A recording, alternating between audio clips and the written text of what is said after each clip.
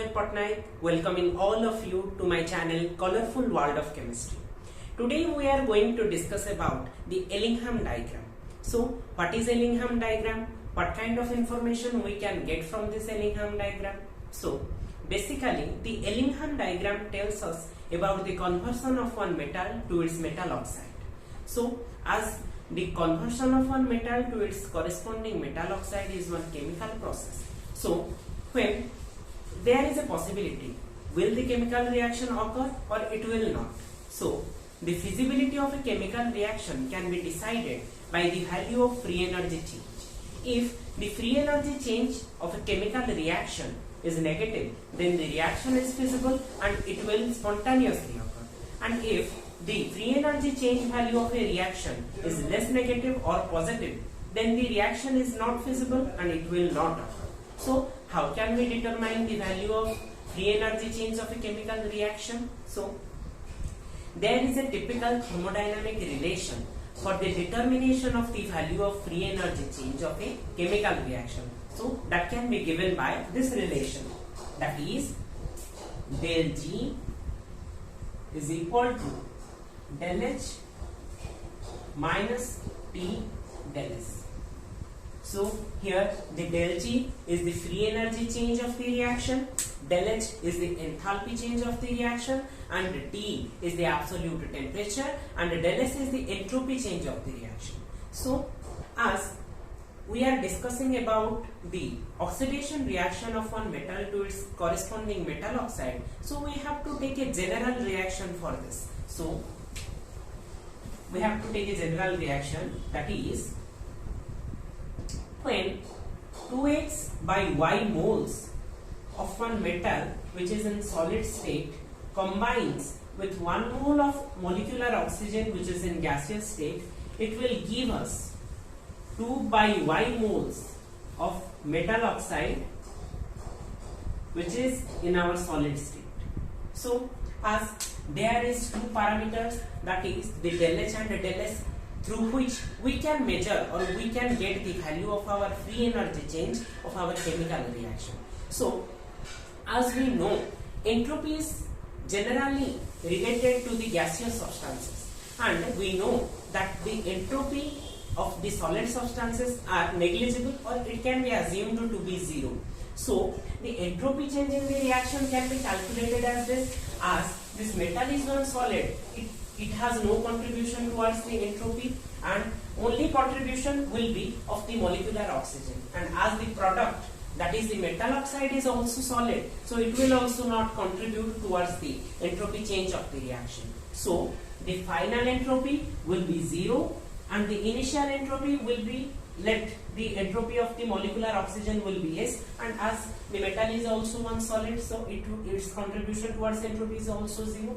So the final entropy or the entropy change of the reaction can be given as del S. The entropy change of the reaction will be equal to the final entropy, which is the entropy of the product, which is 0, and minus the initial entropy, which is the sum of entropies of the solid metal and the molecular oxygen, which is S.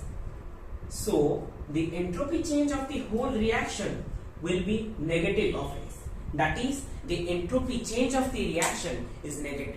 So as the del S is linked with this T del S term, so with increase in temperature, the T del S term will become more and more negative, and it will correspond to the less and less negative value of the del G. And as we have previously discussed, that the less negative value of the del G will make the reaction less feasible or not feasible, and the reaction will not occur. So the variation of del G with temperature for the oxidation or for the conversion of one metal to its corresponding metal oxide can be studied by a diagram which is known as the Ellingham diagram. So it is the basics of our Ellingham diagram. What kind of aspects we have to assume for the study of Ellingham diagram? As we got a brief idea about the Ellingham diagram, now we have to proceed ahead.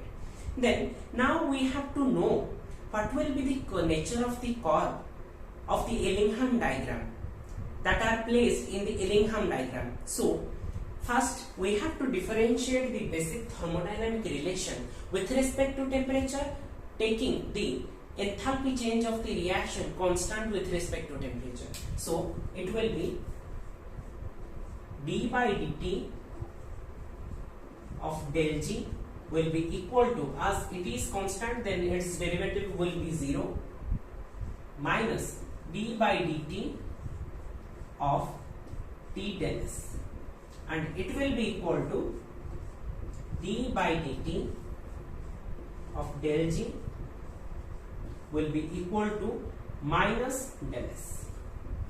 So now what is this? From this equation, what kind of information we can get? So this d by dt of del G is nothing but the slope of the curves that we are using in our Ellingham diagram. So how can we predict the nature of the slope or the nature of the curve? Through the entropy change value. So first of all, when the entropy change of a reaction is negative, then the slope of the curve will be positive and the curve will be upward. But when the entropy change of the reaction is positive, then the slope of the curve will be negative and the curve will be downward. So as the oxidation process of one metal oxide is always accompanied with the negative value of entropy change, so all the slopes or all the curves that we are getting in our Ellingham diagram will get or will have a positive slope and will be upward. So these are the basic ideas, or these are the first part of our Ellingham diagram, and thank you for watching my video.